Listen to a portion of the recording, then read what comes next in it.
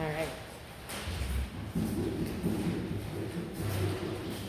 So, once you've added the slip to your pieces, I usually do about 3 coats, depending on how thick of a color you want on top of these. This is about 2 coats in, so I might add 1 more. You want to allow the slip to dry completely, and then you can start creating beautiful patterns inside your slip. So there's 2 ways that I add the slip. I sometimes will put tape on my piece. You can get geometric patterns that way, and then you can add your slip if you like. You can find other things in here to paint with, and you can also remove the slip with one of your tools, like one of your loop tools, to make sure you get like crisp lines if that's what you're going for. So I like to do slip a little bit more organic.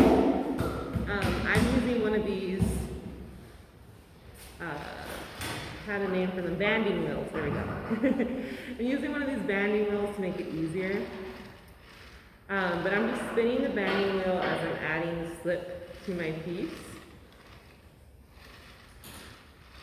And I'm going back over slightly to kind of diminish some of my strokes, because your strokes are going to show up. This is clay that you're basically adding to your piece, and so it is somewhat thick, and your strokes will start to show if you are a little just too careless about how you're adding it. So I'm going on the bottom too. Liquid clay is not a glaze, therefore it can go on the bottom of your pot. It's also a fun way to add your initials or logo, so that you have some little space on the bottom, different color than the rest of the clay.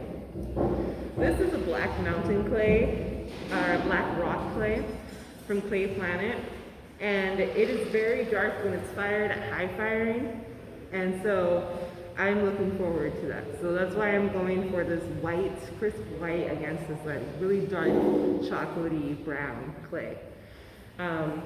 This piece is just like for the demo, of course. I didn't get to finish this piece, but it's still gonna help you guys out. So that's the first way I add it. The second way is using a sponge. So what I've done is I kind of have a little, almost like a plate if you think about it. I'm using the banding wheel. You can use your table, it's just clay, you just clean it up later. And I'm just attaching, or I'm just dabbing the clay with the sponge onto the piece. And the more layering you do with this, especially at different levels of dryness, you're able to get really beautiful organic texture on your piece that's not related to doing any type of glaze work or staining. So as you can see, there's a difference. It's a little bit lighter. You can see a lot more of the other clay behind it. Y'all are using a lighter clay, so you probably won't add white on top of your clay, which, I mean, you still could. But we have other colors. Just because it's close. We have this green, we have a purple, a yellow, blue, gray. There's a black, which I love using. If you do a really light coat of the black, you get this like cool navy dark blue. I found that out. Or sometimes you just end up getting just the black. It kind of depends.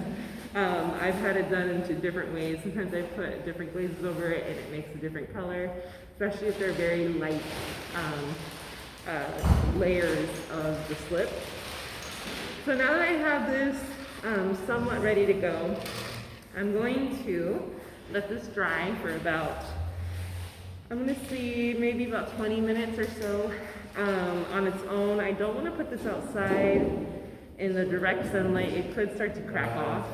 I want it to dry as slowly as possible and become the same moisture content as the body clay that it's attached to.